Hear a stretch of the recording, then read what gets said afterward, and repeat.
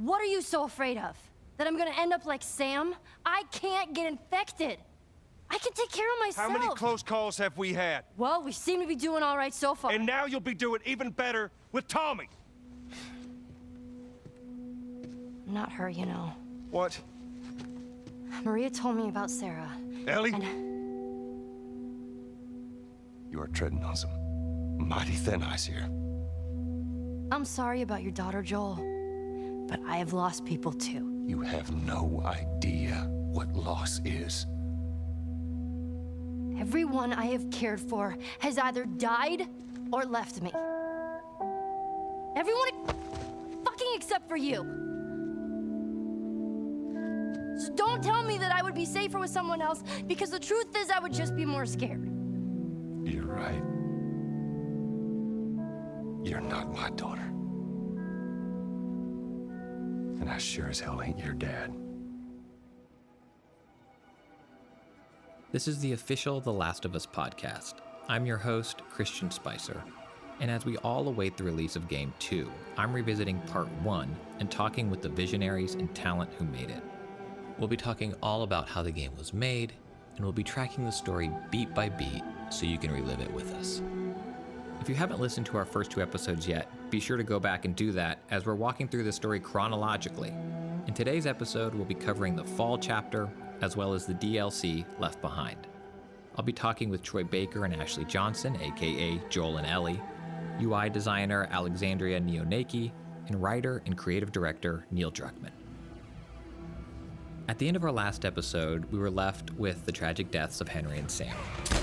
It's an unforgettable moment that sticks with me to this day, and it closes out the summer chapter of the game. Now we're in a new season though. It's fall, and Joel and Ellie have made their way out of Pittsburgh, and they're on their way to Joel's brother, Tommy.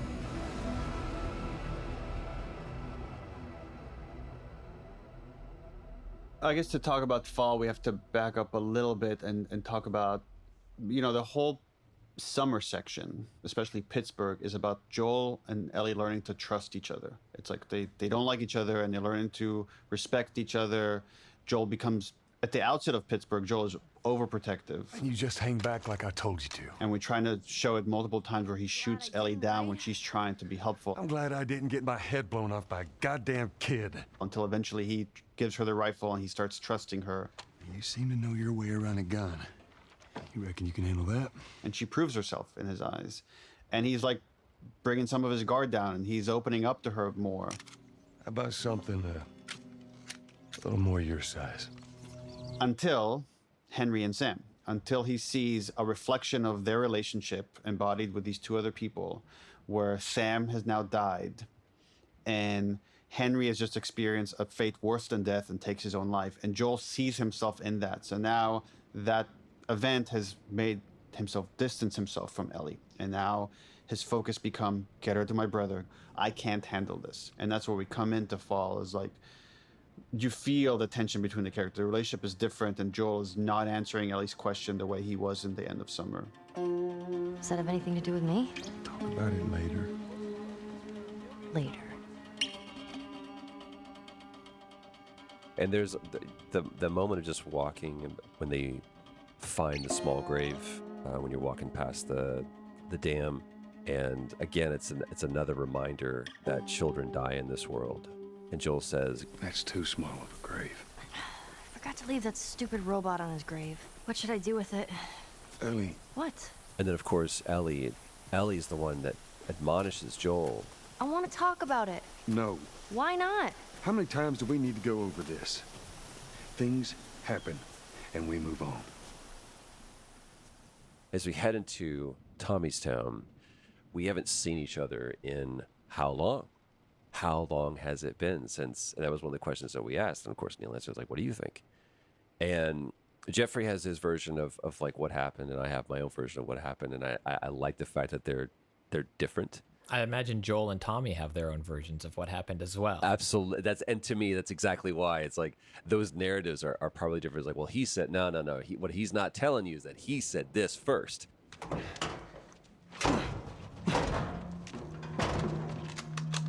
Don't even think about reaching for your weapon. Tell the girl to drop hers now. Ellie, do as the lady says. Hey. Please tell me you're lost. Oh, we didn't know the place was occupied. We're just trying to make our way through. Through to where? But what Joel is expecting to find on the other side of that gate is for his brother to go, get the fuck out of here. They're all right. But you know these people? Know him. And instead he grabs him. He's my goddamn brother. Tommy. Holy shit. And Joel is so taken back by that. How you doing, baby brother? Goddamn. Yeah. Let me look at you. You get fucking old. Easy. It's going to happen to you, too. This is Maria. Be nice to her. She sort of runs things around here. Ma'am, thanks for not blowing my head off. Would have been embarrassing, considering you're my brother-in-law. We all gotta get wrangled up at some point. Ellie, right? Yeah. What brings you through here? That's kind of a long story. Why don't we bring him inside? Yeah. You hungry? Starving.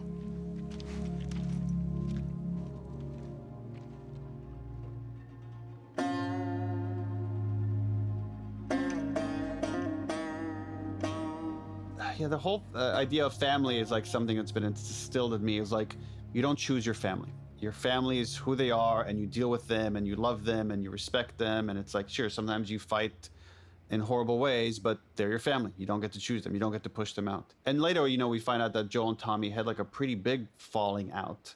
And yet when they see each other, they can't help but embrace each other and miss each other. And again, it's that idea of tribalism. And you could have overlaps of different tribes that you belong to. And here is one that's blood, his biological brother. So that was important to capture, especially knowing we're about to put them at odds with this request or almost demand that Joel makes of Tommy that take this girl off my hands. I've been on quite the adventure, little brother. I reckon it's got something to do with that girl.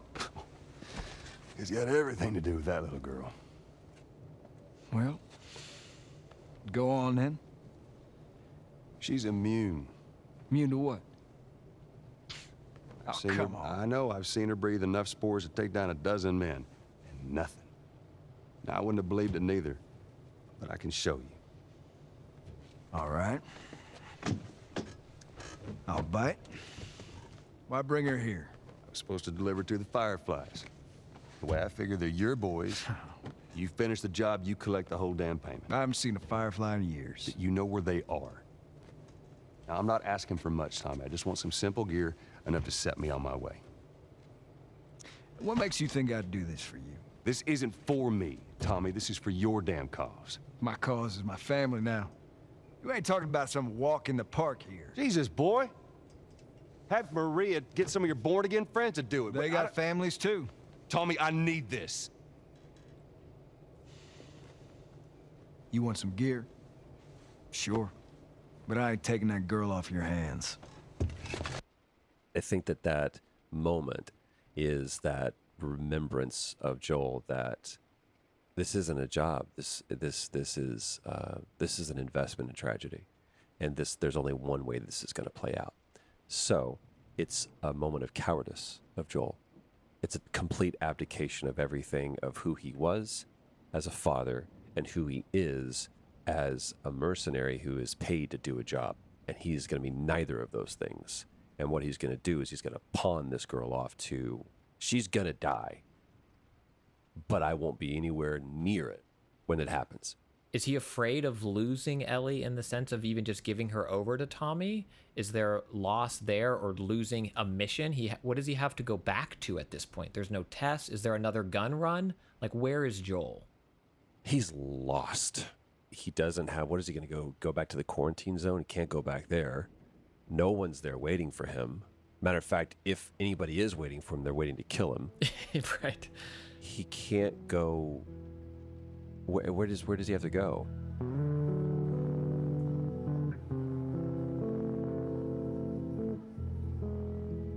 Do you think in Joel's heart of hearts at that moment, he actually wants Tommy to say no?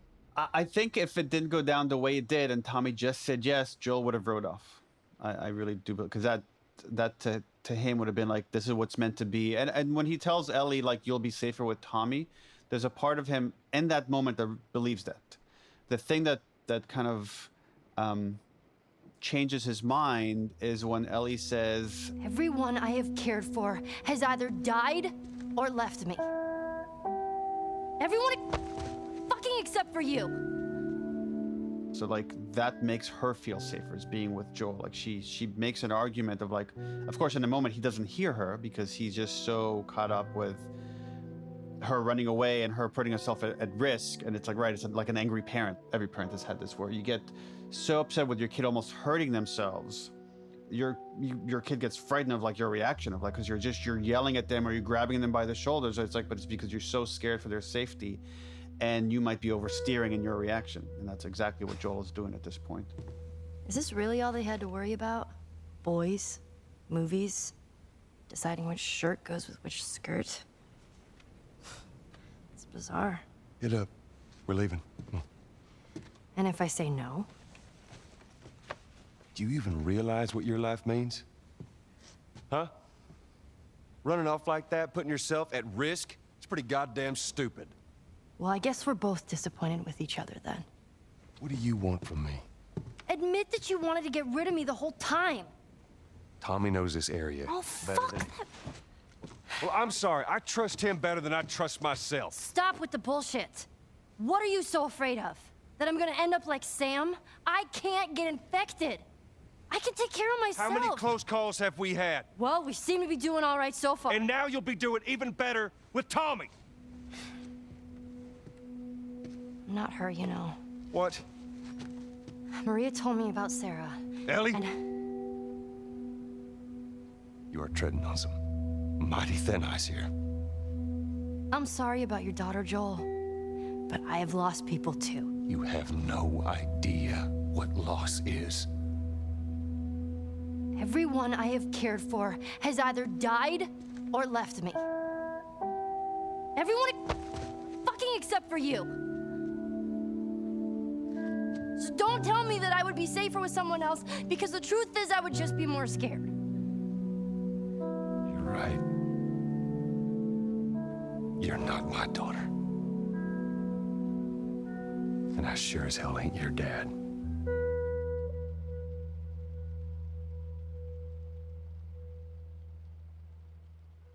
I love that scene. That's one of my favorite scenes that we actually shot. And I believe that it's one of the most important moments in their relationship, because they both, to some degree, are opening up about some heavy stuff. And granted, it's a bit of a heated exchange, but they're getting stuff out. They're both trying to figure out how much they actually do care about each other. And it was always interesting to me that Joel assumed that Ellie didn't know what loss was, because how could you not know what loss is in this world? I mean, everyone has lost someone. But you can choose to not let people in, because if anything happened to that person, you'd have to experience that loss again. And Joel has learned to cope by distancing himself from people on purpose. And Ellie has absolutely thrown a wrench in that. But it's interesting to me how they both have recovered from loss. Joel with deciding to not let people in, and yes, Ellie is only 14 years old and hasn't had as much life experience as Joel has. But what's refreshing about that is she's on the other end of the spectrum. Yes, loss is hard, but we need people, and I'm gonna let you in. And Joel is pushing it away, and Ellie's forcing him to realize that he does need people, and you're going to be hurt anyway, so you might as well be surrounded by people you care about. Ellie knows this about Joel. She's not stupid. She's young, but she sees his pain, and she asks him what he's so afraid of because she knows. She's trying to make him talk about it, and that's why she says, I'm not her, you know. And she's smart. She puts two and two together. and she doesn't want to go on the rest of the journey with anyone else because at this point, she cares about Joel and she trusts him. That moment was a baptism for both Joel and Ellie, and they were the people that they went under the water, and then they came back up and was like, all right, I'm in. I'm fully in. We leave Tommy's town. There's the reconciliation there. There's forgiveness there. And it's like, all right, I'm going to do what's right. I'm going to do this thing that I'm going to do. And I'm going to follow through on this. There she is.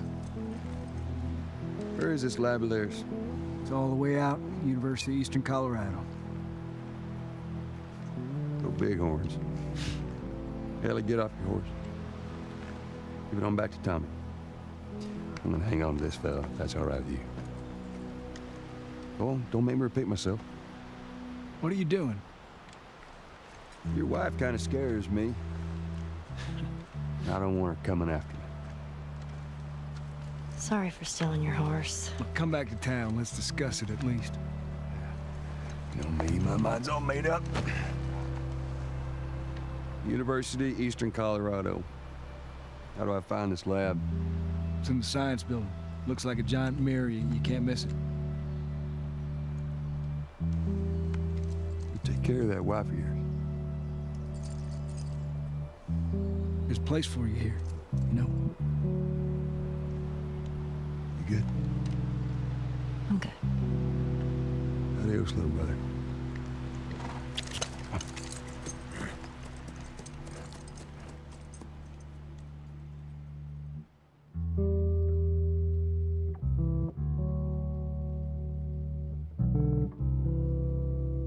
So at this point in the game, Joel takes Ellie and they are off to the university. Hey, over there. Is that it? It does look like a giant mirror.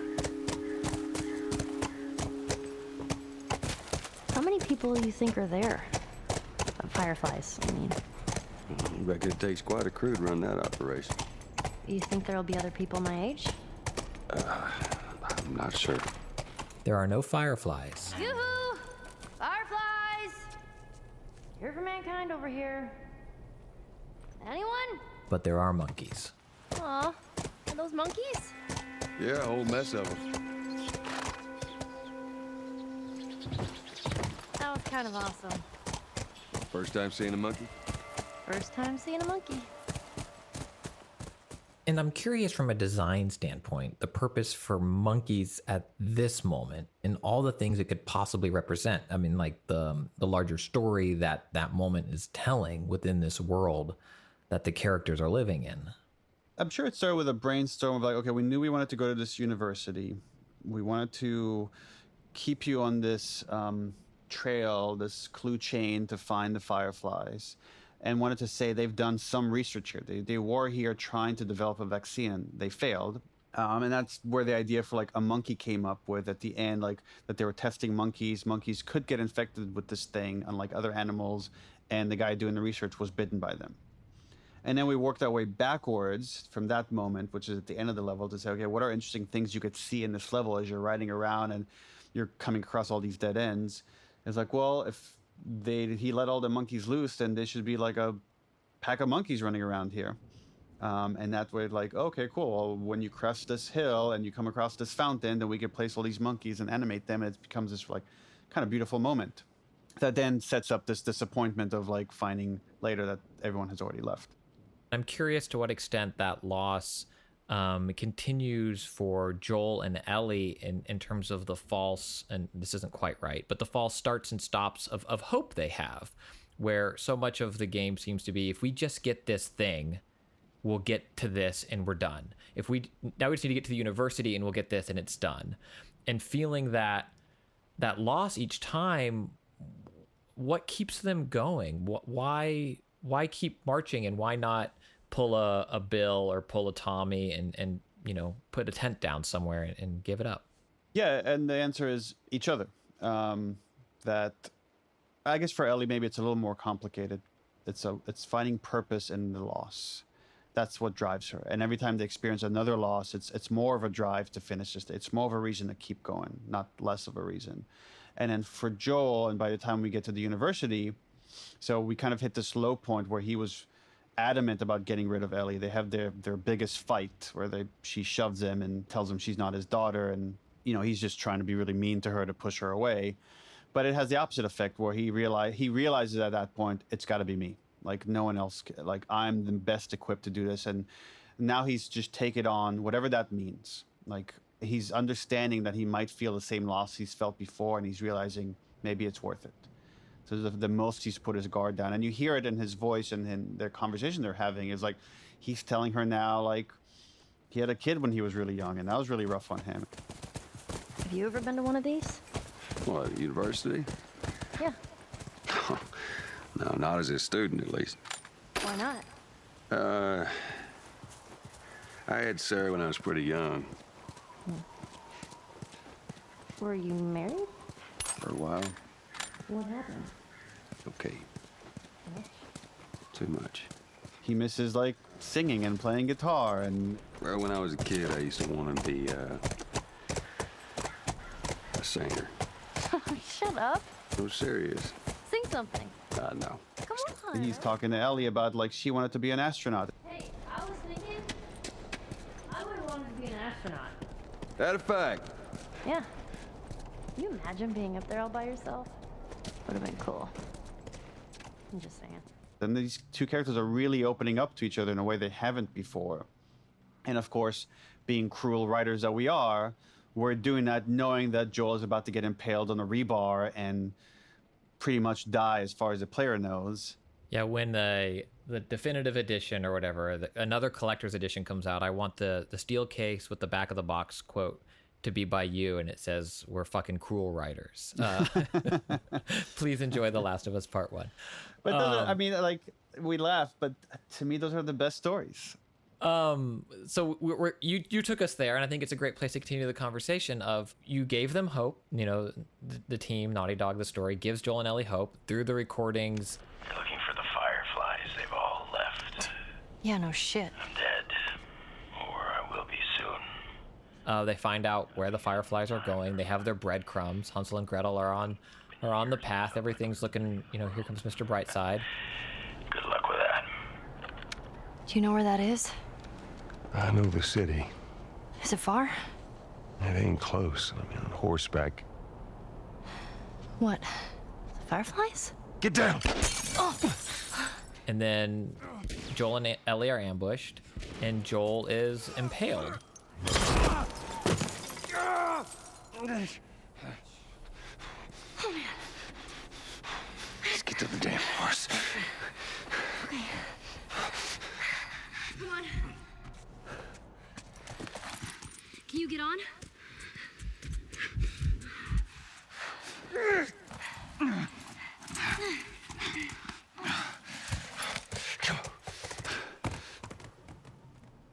It feels random. In the moment, it feels like, oh, it's just another group of hunters trying to kill us to steal our stuff. It's some faceless enemy, even though it is human. But as a player, you're almost been now conditioned to think of them as just, okay, it's just another NPC. And then later we wanted to give this moment more weight to say, no, it wasn't just any NPC. Like, you fighting these guys had consequences going forward. You killing these people and then trying to kill you and injuring Joel has affected these whole other section that you're about to get at. And you won't know until the end of that section that that was the case, or midway through that section. So that's what was important for us, to show that, one, it could just, these deaths, these moments can just come out of nowhere. Even with, like, when you think about Henry and Sam, it was just like some random runner that just bit him. It wasn't, as far as you know, it wasn't some climactic moment. It wasn't this big heroic sacrifice. It just happens. And often in life, that's how these things go down. And then after Joel is impaled, we continue to play as him. That is still the character that the player is in control of. And while pre-release marketing never, if I recall correctly, never let us know that we would play as someone else. Yeah, not only that, we actively lied about playing as someone else. Okay, so that's another back of the box quote. Yeah, we wanted the player to, for this moment, to lose hope. That they've come to care for this guy, and they come to love this relationship these two characters have for one another. And this whole we haven't talked a lot about mechanics, but the whole time you're getting better at controlling him, at the mechanics of using the guns, using melee, of protecting yourself, of relying on Ellie. You're upgrading your character, different abilities, so their stats are getting better, and that makes you kind of a stronger force to be reckoned with. And now we're stripping all that away. So now you're moving slower. You can't, when you try to run, Joel stumbles. You handle the window? Yeah. Jesus. Come on, move! Your weapons sway way more. In fact, like as you're walking forward, there's like specific moments we have Joel just tumble down, or he like leans onto counters, and he's bleeding a lot. And we want you to start thinking, holy shit, is this guy gonna die? Is like Naughty Dog gonna kill off the main character here? So we want you to start asking that question, so that by the time you get to the next part and we don't show you what happened and you're only playing as Ellie, we want you to at least entertain, is Joel dead? Did they just kill off Joel? And I felt like that was important for our medium and this kind of story, for you to play that transition and not just see it. So that was always going to be from the very first pitch, that was the reason to make this game, was this shift in perspective. That you have these kind of more stereotypical characters, that you have the protector and the protectee, and then you're going to flip it on its head. And then the quote unquote damsel in distress has to become the protector, and Joel is so incapacitated, she has to take care of him. I think we're safe.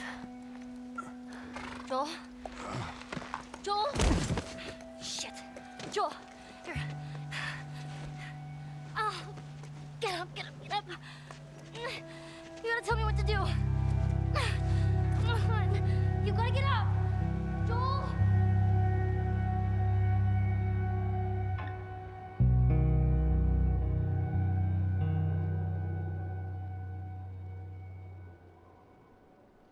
Ellie learned so much from Joel, and in that part of the game, we really see how much she's grown, and it shows how important their relationship has been, and we also see how fiercely loyal she is, and she wants to protect him and save him, not just to finish the journey, but because she cares so much about him. And of course, there's an extra layer of worry and anxiety now because she feels responsible, because this is post that conversation of her being like, hey, let's be there for each other. I think she needed that time of him not being able to tell her what to do for her to trust herself to grow. Of being like, hey, you're on your own. I've taught you as much as I can. Not that he put her out on her own on purpose. But I think she took all the knowledge that she learned from him and was able to help him and protect him. What I love is that it didn't just slam to black, but that there's this moment that's delayed so that Joel could witness the fact that he is no longer capable of protecting her, which forces her once again to be in a situation where people are trying to kill her, and she is the one that ends up killing, and she does it so brutally and dispassionately, and she becomes we get to witness firsthand through those in and out of consciousness moments of Ellie becoming the protector. What do you think Joel learned in those moments? Well, I think it was one of those things for him that it was a big turning point, because he realized how much she cared about him, and that obviously he was in this position because of her, but he is still alive because of her. And I think up until this point in the game, he was trying to deny that he cared about her. And I think he realizes, I care so much about this person, and that sets up the rest of the game, of the decisions that he makes, where he's like, oh, this relationship is so important to me. I will do anything to keep this, because I've forgotten about this, and I've forgotten the importance of this.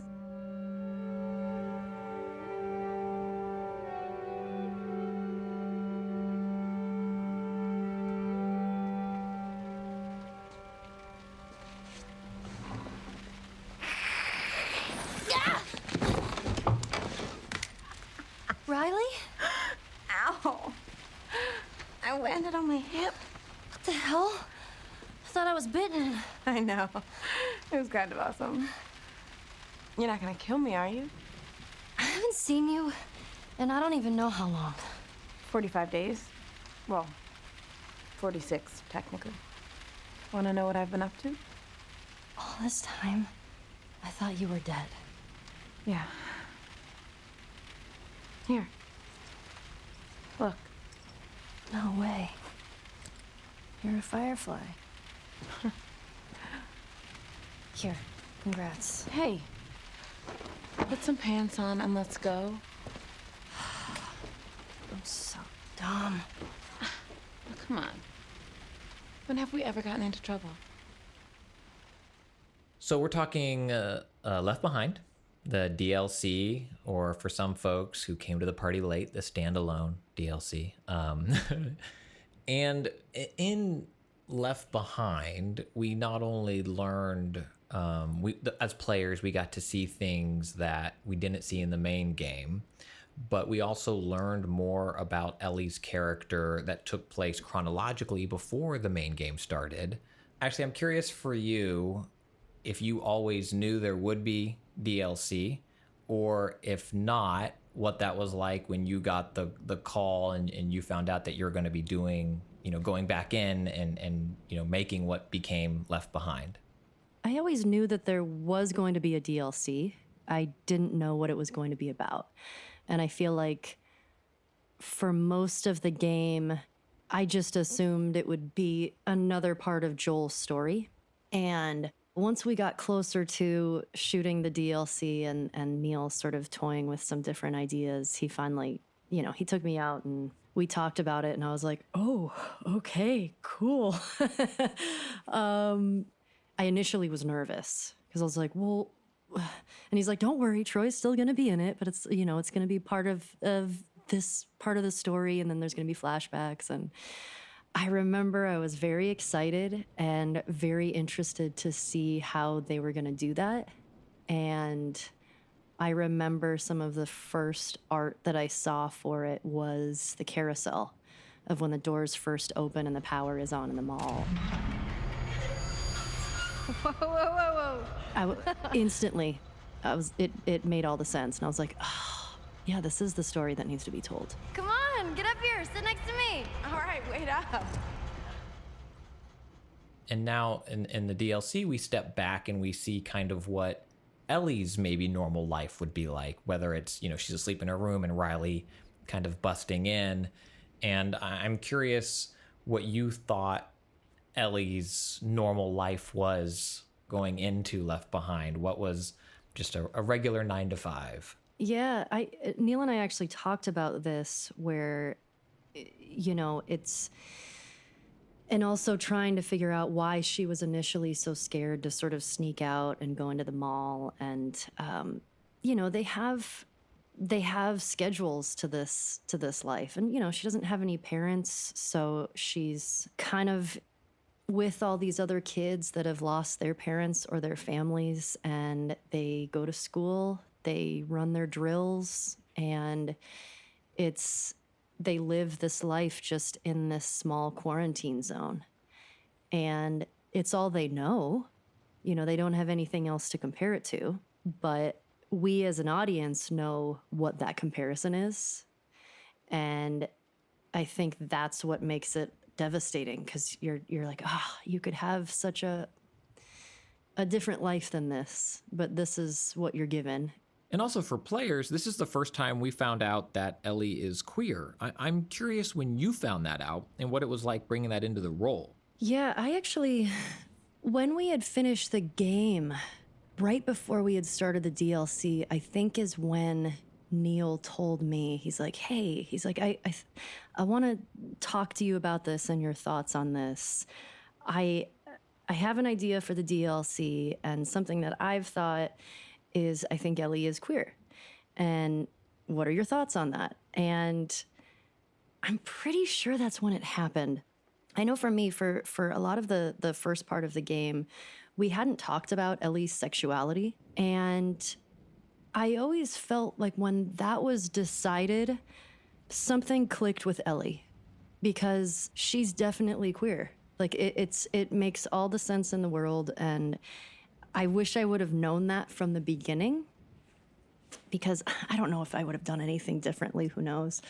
But I was just so excited to jump into the DLC with that in mind, and knowing that the friendship and the relationship with Riley was, there was a heavier weight there.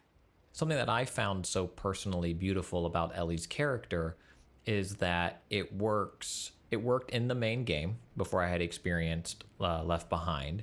And after learning Ellie's sexuality, there wasn't anything in the game that stood out as not working in my head. If anything, it let me re-examine scenes from the game, and they became more powerful. Yeah, that makes a lot of sense to me, because I feel like playing the DLC and then going back and playing the game through, a lot of things do land a little harder, especially with Bill, when you're like, oh man, he's talking about his partner, and I really wonder how that landed for Ellie. And I feel like Left Behind is such a beautiful story of first love, and it's also incredibly sad because we know what the outcome is. But I do feel like it's great to play that and then go back to the first game with that knowledge, because Ellie becomes so much more of a well-rounded character.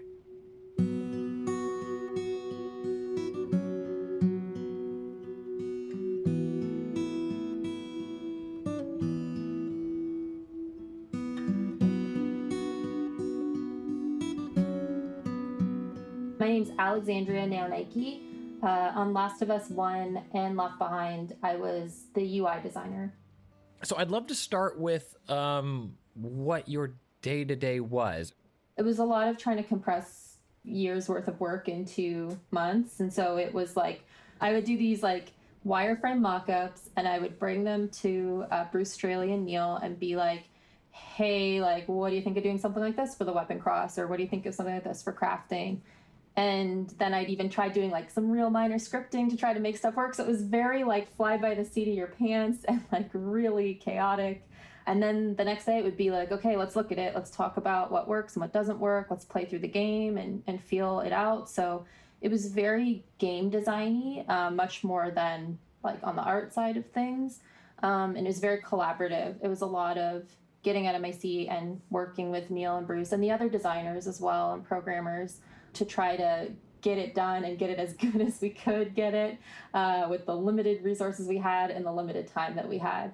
So you mentioned kind of the weapon wheel or the weapon selector and crafting. What are other UI moments that players have likely seen when they experience the game that maybe they didn't think of as something that needed to have art and design and that stuff associated with it? The things I think a lot of us maybe just take for granted.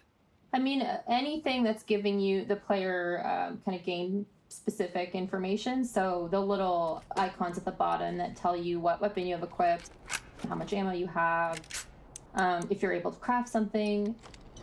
So every little, it's that like layer on the screen that's between you as the player and the game itself. It's like the thing that you are actually interacting with in an attempt to interact with the game, I guess, if that makes any sense. All the menus. So including multiplayer in factions, I did all of the menu design for that and any of the UI that ended up in factions as well. You don't know how many people just let out a cheer when you mentioned multiplayer in factions. Yeah, the Last of Us multiplayer is awesome. It's so good. Do you think there were more challenges in making UI for a game that is so grounded in realism versus whatever your example would be of like a video game where numbers are flying off of things, you know, and it can be bombastic and whatever because it's not this grounded universe? I think that's twofold, because there were definitely people in the studio who wanted to have that more like classic video game thing, especially if you look at something like multiplayer, like, you know, you're kind of used to seeing certain things in games like that. But there was kind of the blessing of there not being enough time. And so we had prototyped some stuff that for the UI that had a bit more of like texture to it. But because we had so little time, it was easier for me to push that. I like really minimal stuff. I feel like you notice it less. Like if something's really tactile, it kind of starts to stand out, especially because you can't control how the user's going to see it. Like if they're looking at it against like a bright sky, it's going to look different than looking at it against like a dark, like going through a tunnel situation with a flashlight. So minimal stuff can kind of reduce some of that a little bit, and it helps it blend into the background a bit more, so it's not pulling attention to itself. And so I had known that that's what I wanted to do with it, and most people as well in the company knew that that's what they wanted to see with it, very minimal, to allow more attention to go on the story and the art in the game. But of course there's people, and like because Naughty Dog, everyone gets to have a say. Like sometimes you'd get people that were like, you know, oh, I like it when games look more like the World of Warcraft type of UI, and it's like, okay, well, it's a different style of game, and we don't have time, so we're not going to do it. So yeah, it was kind of a blessing. Let's take a minute to talk through Left Behind, because it serves the purpose of filling in a gap, both in Ellie's backstory and also the moments in the main game that we didn't see of her taking care of Joel. For many players, myself included, who played The Last of Us Part 1 at launch, it was a chapter we all played after having experienced the ending and, you know, feeling whatever it is we felt towards Joel and Ellie. I'm curious your take on how that after the fact experience maybe colors players' perceptions of the end and what that moment of caretaking was like for Ellie in Joel's time of need. It all felt to me like strengthening that moment where they're in the girl's room where Ellie has run away and Joel finds her and they have that kind of spat, that fight. It kind of strengthened that for me where it's like, okay, Ellie, like that you don't really get much into how much loss Ellie has experienced. And so to me, Left Behind was about that. It was like, Joel's not the only person in this world who's experienced extreme loss. This very young girl from a very young age has had nothing but loss in her life, and that's obviously affected her. On the DLC, the thing that I did the most was in-game branding, so like fake mall logos, and I even did like fake Twitter accounts and all this stuff because it takes place in 2 malls. There's like the Colorado Mall, and then there's the Boston Mall where she's spending time with Riley. So the Colorado Mall, which is the mall where you're trying to scavenge stuff to help Joel, is an older mall. We decided that it would have been one of those, and this was like not just me, by the way. This is very much a group effort in these decisions, as anything. I'll take credit for it. It was yeah. So that mall was made to feel more like, I don't know if you remember malls in the early 90s that like were like a little darker inside, and like in some places people still smoked in them, and there's a lot of tile everywhere. So it's meant to feel a lot older. And then whereas the Boston Mall, which is I think called like Liberty Gardens or something like that was supposed to be like one of your high end, like it would have been at the time in 2013, like a very nice, very new, updated mall that had new stores. It was really interesting, the stuff that I went through with trying to come up with these, because like a lot of the branding that I ended up doing would be stuff that like I wouldn't make that choice to do as a designer. Like if I was doing someone's branding, I wouldn't use the fonts that I use, and I wouldn't I did on purpose bad kerning in some things because it was like, well, that's what real malls look like, and you want to make it so that it doesn't feel too noticeable.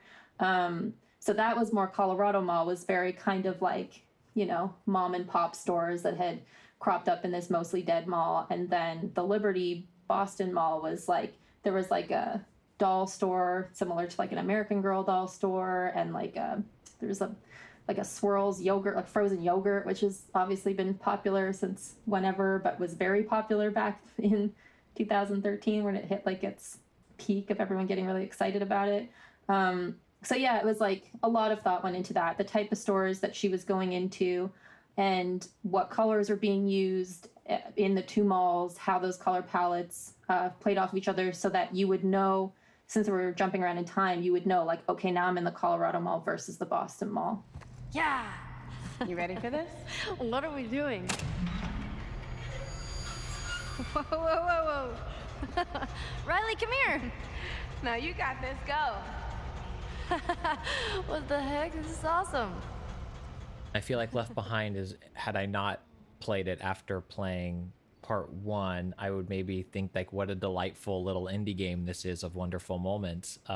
Instead, I knew at some point the other shoe was going to drop, where these wonderful moments would not be bookend with a rainbow and Riley and Ellie saying, see you tomorrow, to one another as they go their separate ways.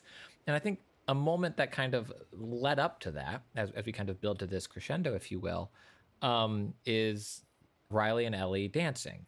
Ellie's Walkman Riley finds a way to play the music from it. I believe, correct me if I'm wrong, but I believe I saw, was it concept art that you drew of that moment of the two of them dancing? Is that right? That was actually after the fact. That was like, it's kind of fan art, I guess, but it was for the Gallery Nucleus show that we did for the 30th anniversary. It's such a beautiful moment. What inspired you to make that piece?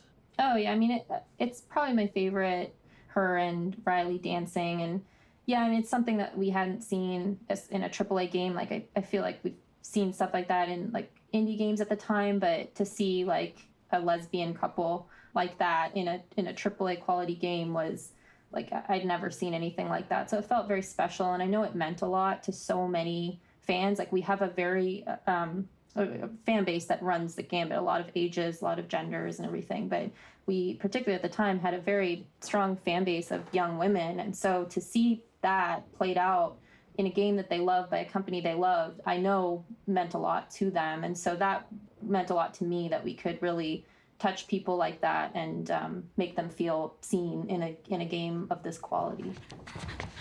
What is that? Hey, what's wrong? Don't go.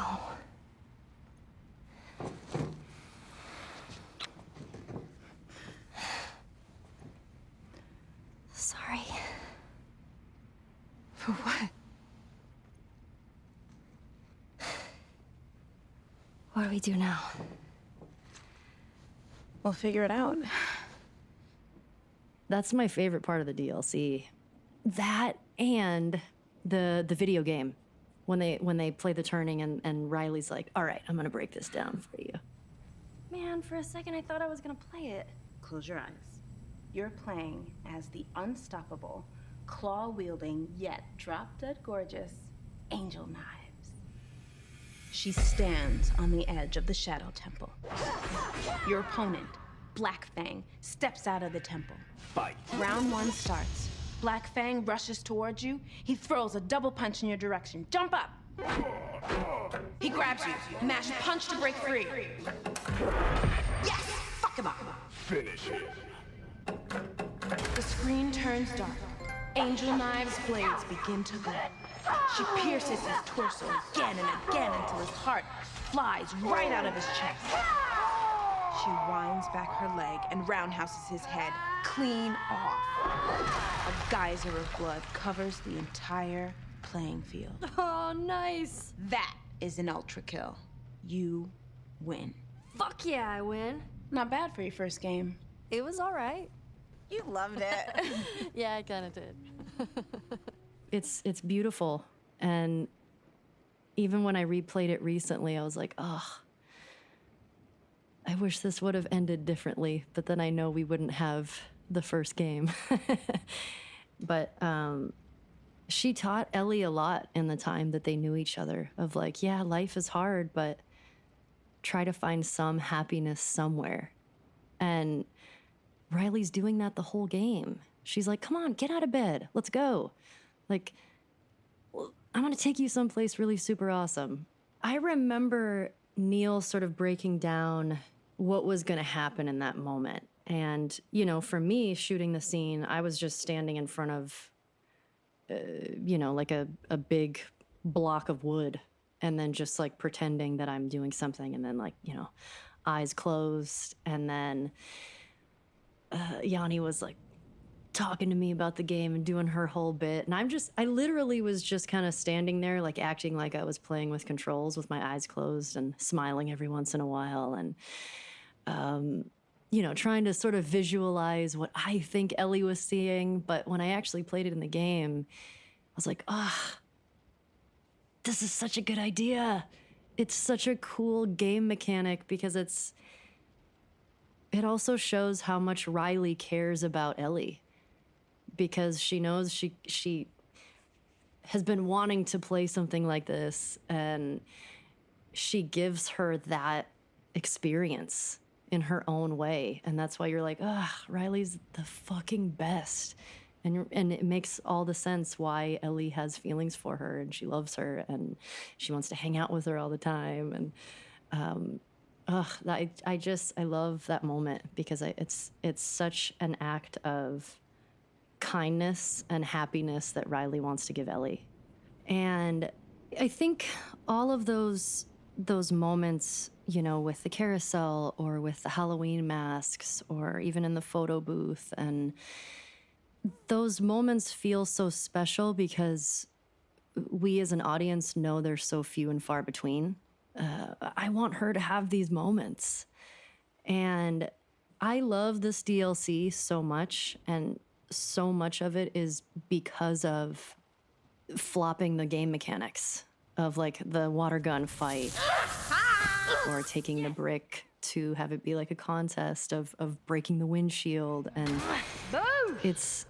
I think it's very, very clever, but also story-wise, it lets us know so much about Ellie and how important Riley was to her in her life before meeting Joel, and her life before being defined by being immune, which I feel like when that happens, you know, which we don't see at the end of the DLC, but we know that she never turned, and we don't know the horror that she saw with Riley turning and nothing happening to her, and how she got out of there. There's a lot left that's unsaid that we can only imagine how hard that must have been.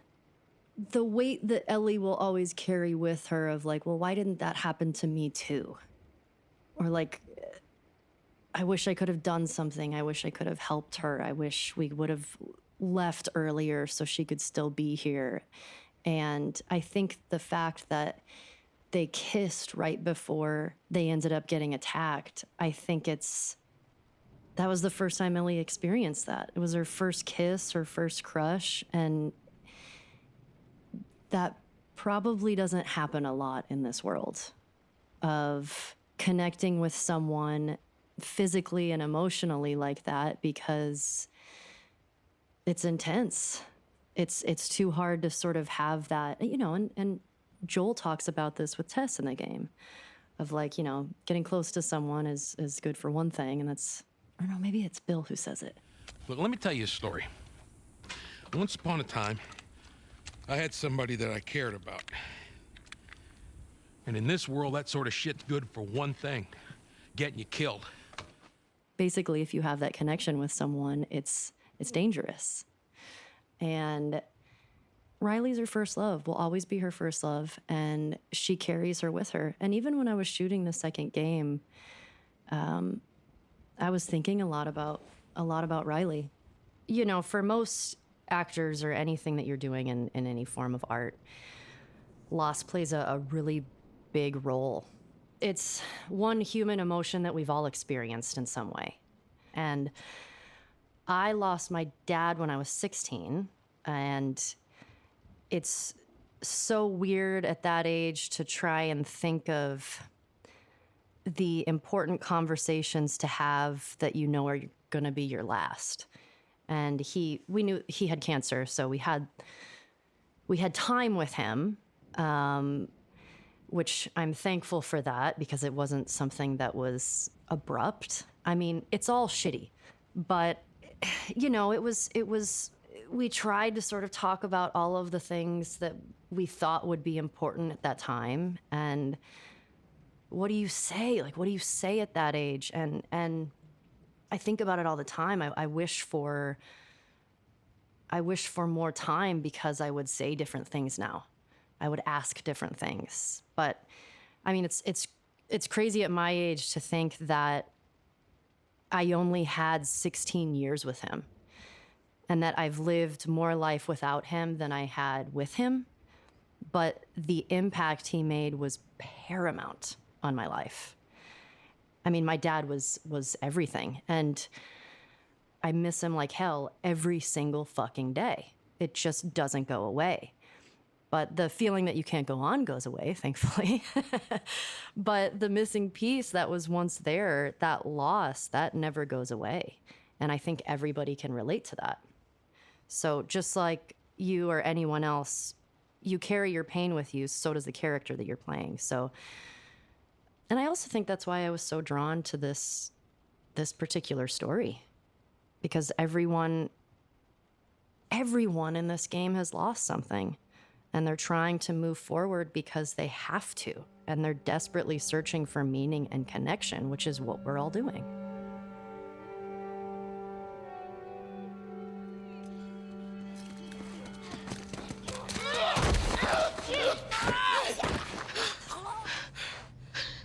I think it's clear.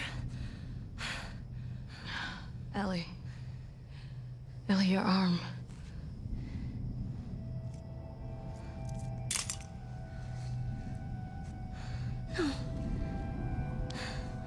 No.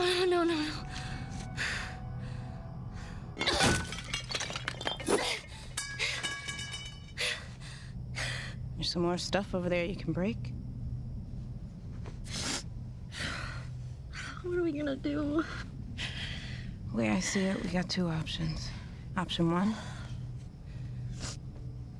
you take the easy way out. It's quick and painless. I'm not a fan of option one. Two, we fight. Fight for what? We're gonna turn into one of those things.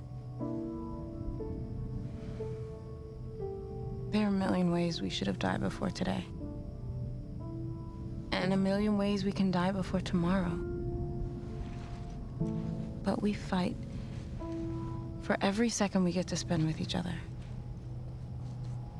Whether it's 2 minutes or 2 days, we don't give that up. I don't want to give that up. My vote? Let's just wait it out. You know, we can be all poetic and just lose our minds together.